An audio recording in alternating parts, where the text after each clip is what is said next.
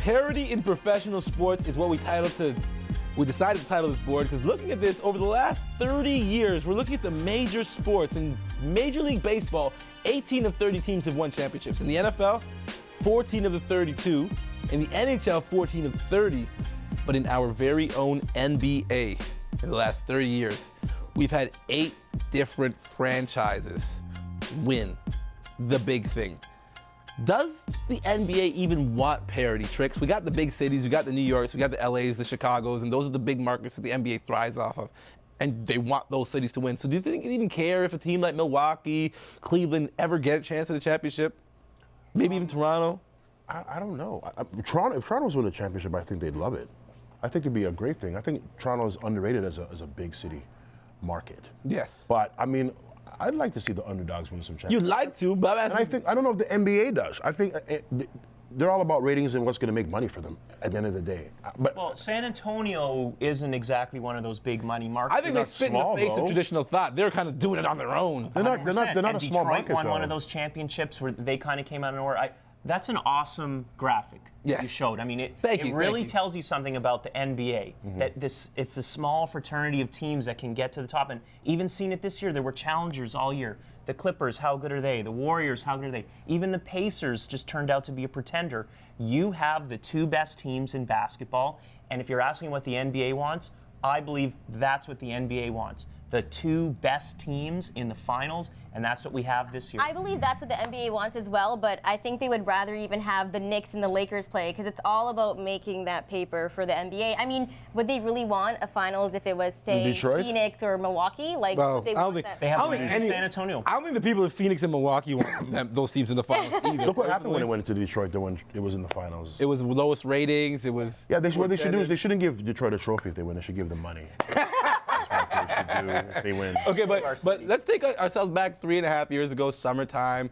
The NBA was redoing their collective bargaining agreement, and it was a long, drawn-out process, simply because what we're talking about right now, parity. People wanted to find a way to level the playing field, and they thought that this new collective bargaining agreement and the more punitive luxury tax would allow players to be spread out across the league. And then we saw the triple-headed monsters. So did that backfire on the league?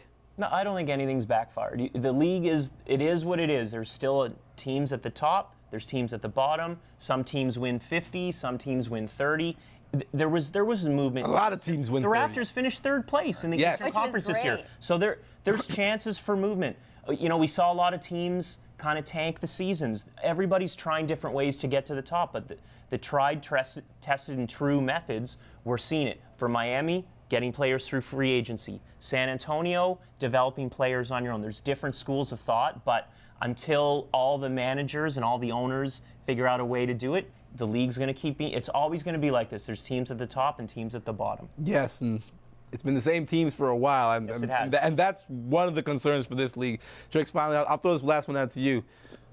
Officiating. That blends into this whole conversation. The superstars go to the big cities. I want you. I'll keep this one away from you, but that's all you right there. I know you want to chime in. What, about officiating? Yeah. Referees? Yes.